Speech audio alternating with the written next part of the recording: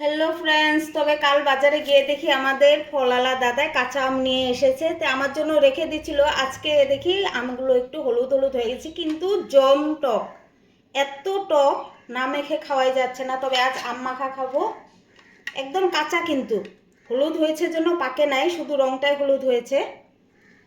তবে ভাবছি আজ আম মাখা করব। বাপরে বাপ, এত টক! আমি মুখে দিয়েছিলাম, তবে ভাবলাম না মেখে খাওয়া যাবে না এই আমগুলো আমি ঘষে নেই।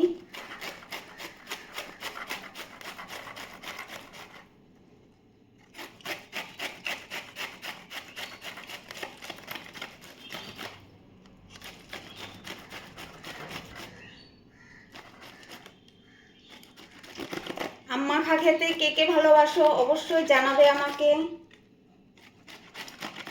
কিন্তু এই আমের মধ্যে আমি কাসুন্দ দিতে পারবো না, কারণ আমি কাসুন্দ মানে আমার সহ্য হয় না কাসুন্দ, সেই জন্য কাসুন্দ দিব না।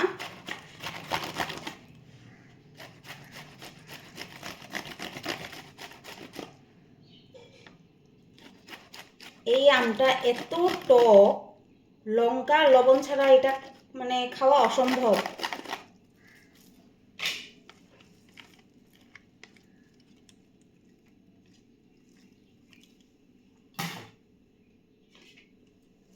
এখানে দিব লবণ,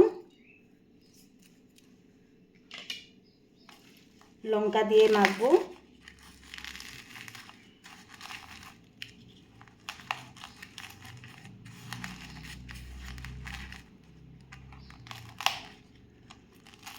বাবা, লঙ্কার যা সেন্ট! দুটো লঙ্কাতেই মানে হেভি ঝাল হবে এটা।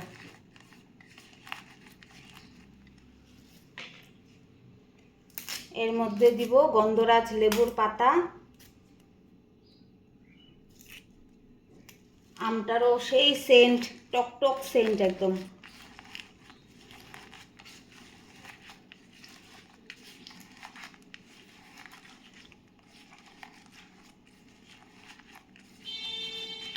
আমটা এখন মেখে নিই।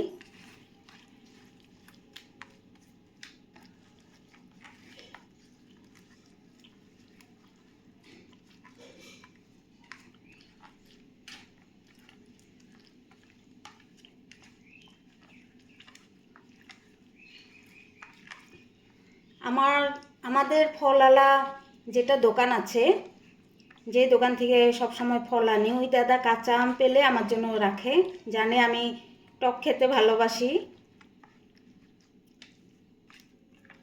তো মাখা শেষ, একটু টেস্ট করে নিই কেমন হলো।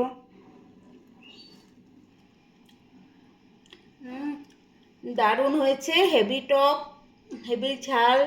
তবে এখন রাখি, আম মাখা খাবো। টাটা।